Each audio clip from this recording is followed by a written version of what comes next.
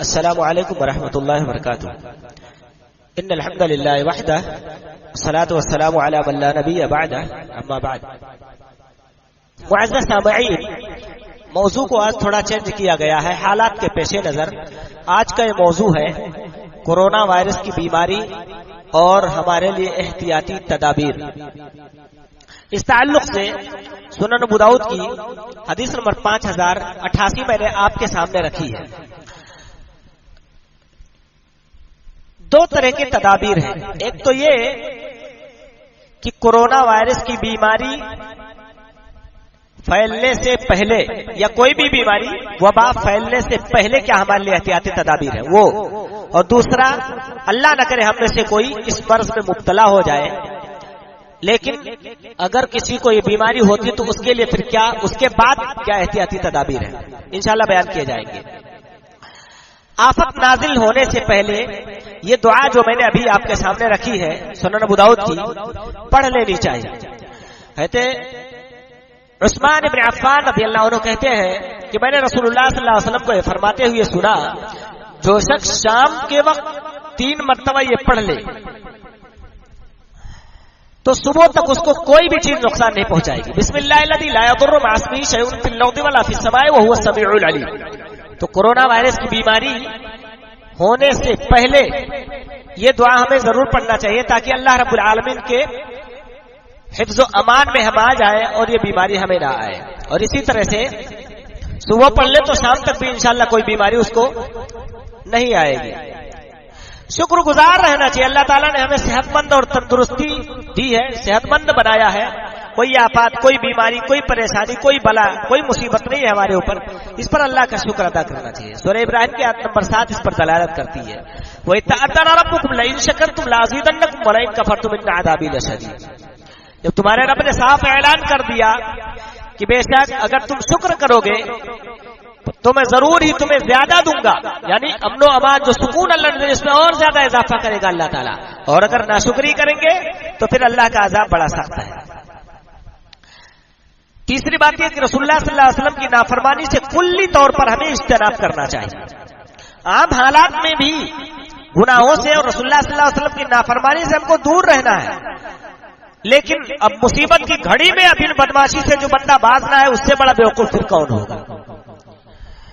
اللہ رب العالمین نے سورہ نور کی آیت نمبر 63 میں فرمایا، فَلْيَحْذَرِ الَّذِينَ يُخَالِفُونَ عَنْ أَمْرِهِ أَن تُصِيبَهُمْ فِتْنَةٌ أَوْ يُصِيبَهُمْ عَذَابٌ أَلِيمٌ۔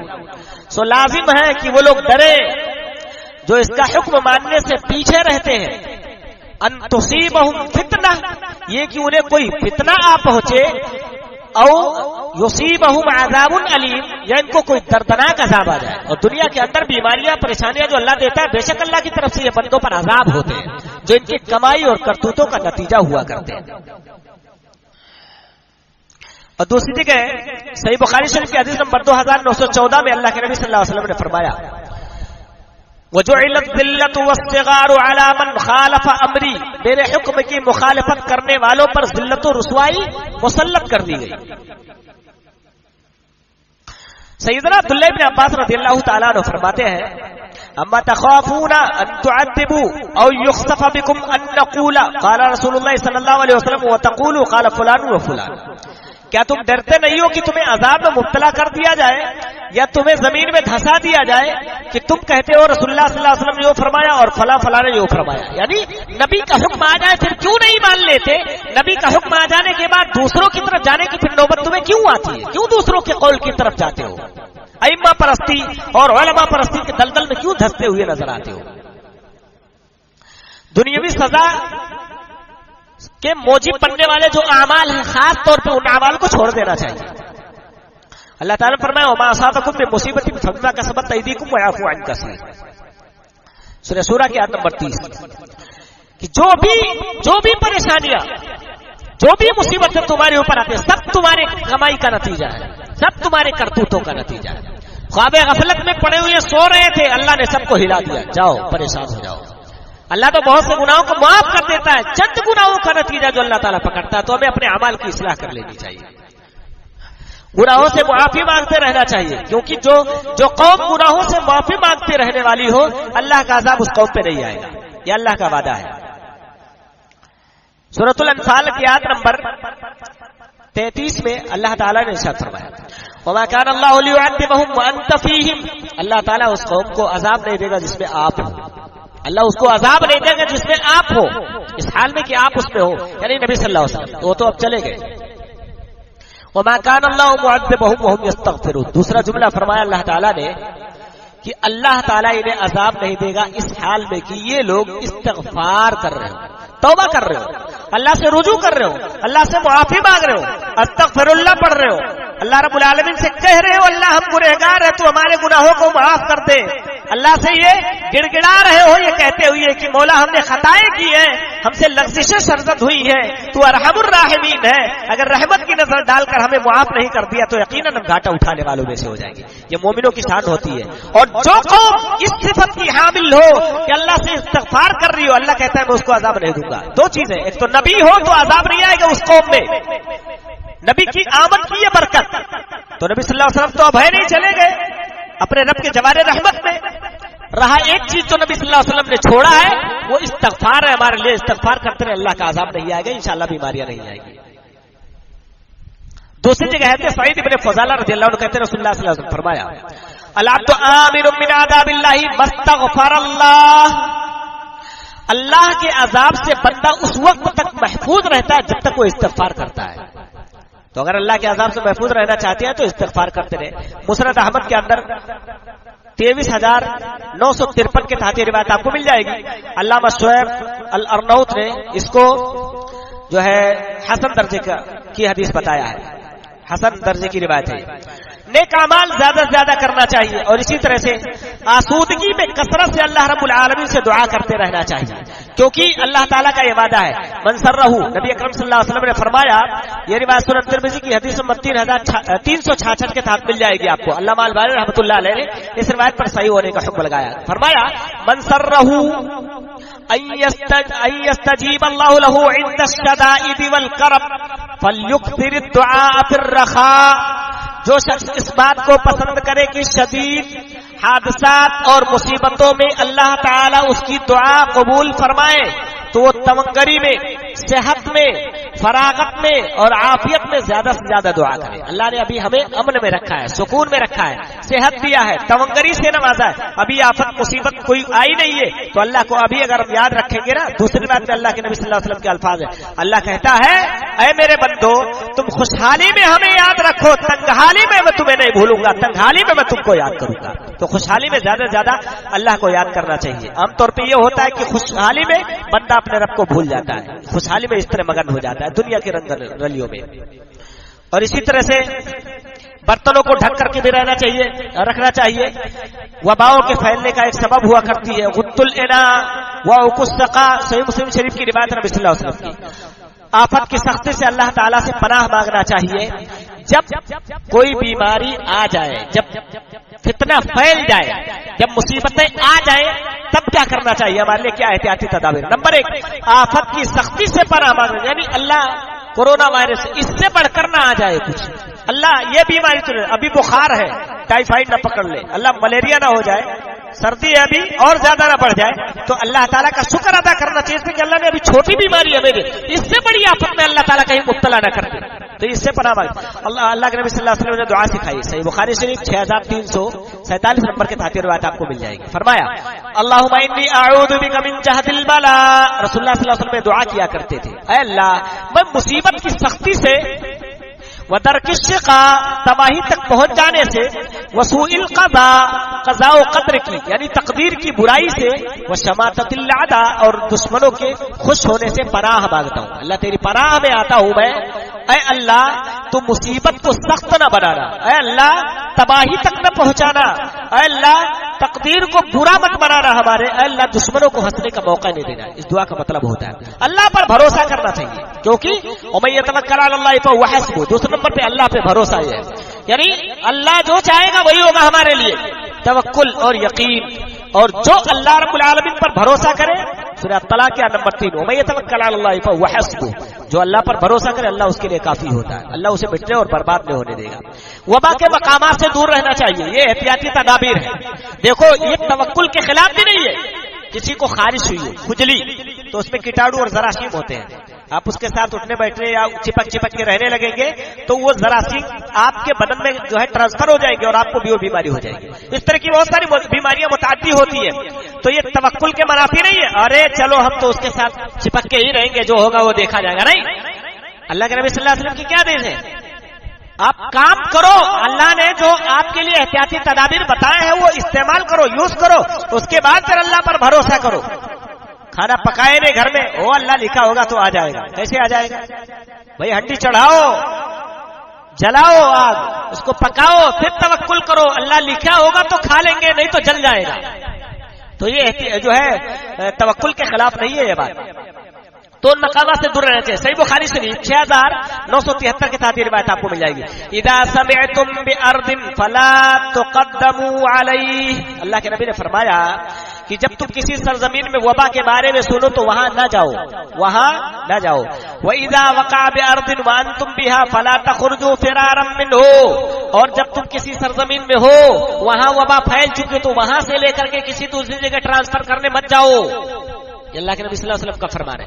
اگر کہیں پھیلی ہوئی ہے تو وہاں مت جاؤ کیونکہ تم بھی اس کا شکار ہو جاؤ گے، اور اس جگہ اگر پھیلی ہے جس جگہ تم ہو تو وہاں سے دوسری جگہ مت جاؤ کیونکہ تم وہ جراثیم لے جا کر کے پھر پھیلا دو گے، وہ وبا دنیا کے اندر پھر عام ہو جائے گی. وبا زدہ مریضوں کو تندرست لوگوں سے الگ رکھنا چاہیے، یہ بھی ایک احتیاطی تدابیر ہے.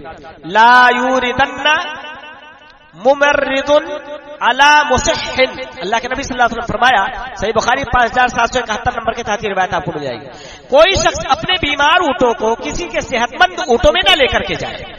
اونٹوں کے بارے میں اللہ کے نبی فرمایا یہاں استدلال ملتا ہے.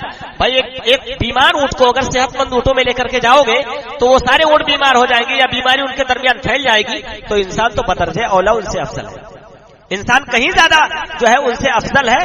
اور انسان کے لیے احتیاطی تدابیر ضرور اپنانے چاہیے کہ بیمار کو جو ہے ان کے صحت مند کے درمیان بالخصوص ایسے وائرس جس کے پھیلنے کے بارے میں اطباء کا مشورہ ہے نہیں جانا چاہیے، نہیں رکھنا چاہیے. انا قد بایعنا کا فرج، اللہ کے نبی صلی اللہ علیہ وسلم کے پاس ایک کوڑ زدہ شخص آیا. صحیح مسلم شریف میں 2231 نمبر کی روایت ہے. اللہ کے نبی نے فرمایا جاؤ ہم نے زبانی تم سے بیعت لے لیا. یہ بھی ایک دلیل ہے اس کے لیے. وبا سے مشابہ مریض، ہاں نبی صلی اللہ علیہ وسلم کی جو ہے لا ضرر ولا ضرار والی ایک اور روایت ہے. سنن ابن ماجہ 2341 نمبر کے ساتھ یہ روایت ملے گی. نہ نقصان اٹھاؤ نہ نقصان پہنچاؤ، یہ بھی اس بارے میں دلیل ہے. بھائی آپ کو اگر اللہ نہ کرے ہم میں سے کسی بھائی یا بہن کو ہو، لیکن اگر اس کو یہ بیماری ہو جاتی ہے یا کوئی اس طرح کی بیماری جو منتقل ہونے والی ہو، بھائی تجھ کو اللہ نے دیا تو دوسروں کو کیوں اس سے نقصان پہنچائے گا؟ نہیں پہنچانا چاہیے. یا دوسروں کو ہو گیا تو تم اس کے پاس جا کے کیوں اپنے آپ کو نقصان میں ڈالو گے؟ کثرت سے دعائیں مانگتے رہنا چاہیے. من فتح له منکم باب الدعاء، حضرت عبداللہ ابن عمر رضی اللہ عنہ کہتے ہیں نبی صلی اللہ علیہ وسلم نے فرمایا جس کے لیے دعا کا دروازہ کھول دیا جائے، فتحت له ابواب الرحمہ، اس کے لیے رحمت کا دروازہ کھول دیا جاتا ہے. اللہ کی رحمت نہیں آئے گی تو کس بلا سے آپ نجات پائیں گے؟ بے شک اللہ کی رحمتوں کے ذریعے ہم تمام طرح کی بلاؤں سے نجات پائیں گے انشاءاللہ تبارک و تعالی. وما سئل اللہ شیئا یعنی احب الیہ من ان یسأل العافیہ، اللہ سے عافیت سے زیادہ بڑی کوئی چیز نہیں مانگی گئی، تو عافیت مانگتے رہنا چاہیے اللہ رب العالمین سے. ان الدعاء ينفع مما نزل ومما لم ينزل فعليكم عباد الله بالدعاء، سنن ترمذی 3548 نمبر کی روایت. اللہ کے نبی صلی اللہ علیہ وسلم نے فرمایا بے شک دعا ایسی آفات جو نازل ہو چکی ہیں اور ایسی جو ابھی نازل نہیں ہوئی ہیں سب کے لیے نفع بخش ہے، اس لیے اللہ کے بندو دعا کو لازم پکڑ لو. جو مصیبتیں آئی ہیں زمین پر اتر چکی ہیں اور جو اترنے والی ہیں سب کے لیے فائدہ مند ہے، اس لیے دعا کو اللہ کے بندو لازم پکڑ لو، دعا کو لازم پکڑنا چاہیے. آیت الکرسی کثرت سے پڑھنا چاہیے کیونکہ اللہ کی طرف سے مددگار حفاظت کرنے والے آ جاتے ہیں. اور اسی طرح سے سورہ بقرہ کی 96 آیات، سورہ بقرہ کی آخری رکوع یا جو آخری 2 آیات پڑھ لینا چاہیے کیونکہ اللہ کے نبی صلی اللہ علیہ وسلم کی اس بارے میں بھی فضیلت موجود ہے کہ جس شخص نے رات کے وقت سورہ بقرہ کی آخری 2 آیات کی تلاوت کر لی وہ اسے کفایت کر جائے گی. تقوی اختیار کرنا چاہیے کہ اللہ تعالیٰ نے فرمایا وَمَن يَتَّقِ اللَّهَ يَجْعَل لَّهُ مَخْرَجًا، سورۃ طلاق نمبر 2-3، وَيَرْزُقْهُ مِنْ حَيْثُ لَا يَحْتَسِبُ، جو اللہ کا تقوی اختیار کرے اللہ تعالیٰ اس کے لیے نکلنے کی راہ ہموار کر دے گا. راستہ بنا دے گا اور وہاں سے روزی دے گا جہاں سے اس کو گمان نہیں ہو سکتا. نیک اعمال اور بھلائی کے کاموں میں زیادہ سے زیادہ توجہ دینی چاہیے. صدقہ و خیرات کرنا چاہیے.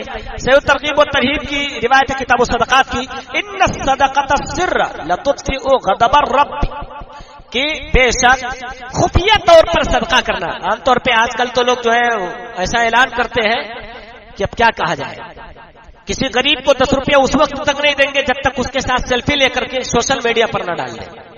بہرحال تو اللہ کے نبی کا فرمان ہے چھپا کر ایسا صدقہ دینا کہ دائیں ہاتھ نے کیا دیا بائیں کو بھی خبر نہ لگے.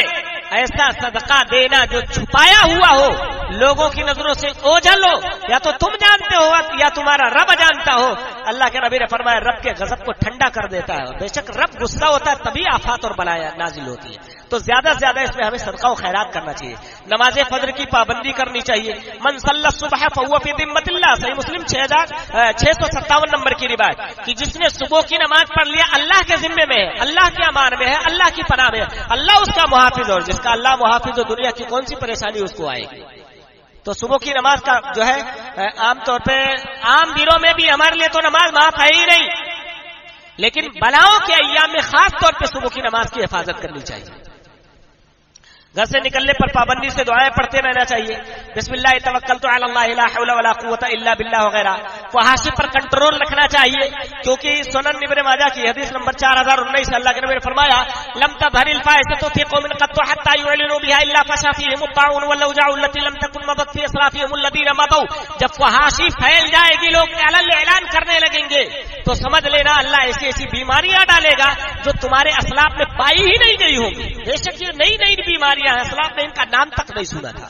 تو فحاشیت پر کنٹرول رکھنا چاہیے. نہ تو خود فحاشیت میں بندہ حصہ لے اور نہ فحاشیت کو بڑھنے دے، بلکہ روکنے کی کوشش کرے. سماج اور معاشرے میں جو لوگ فحاشیت کے دلدار ہیں ان پر کنٹرول رکھنا چاہیے، ان کو منع کرنا چاہیے اور سختی سے ان کو روکنا چاہیے.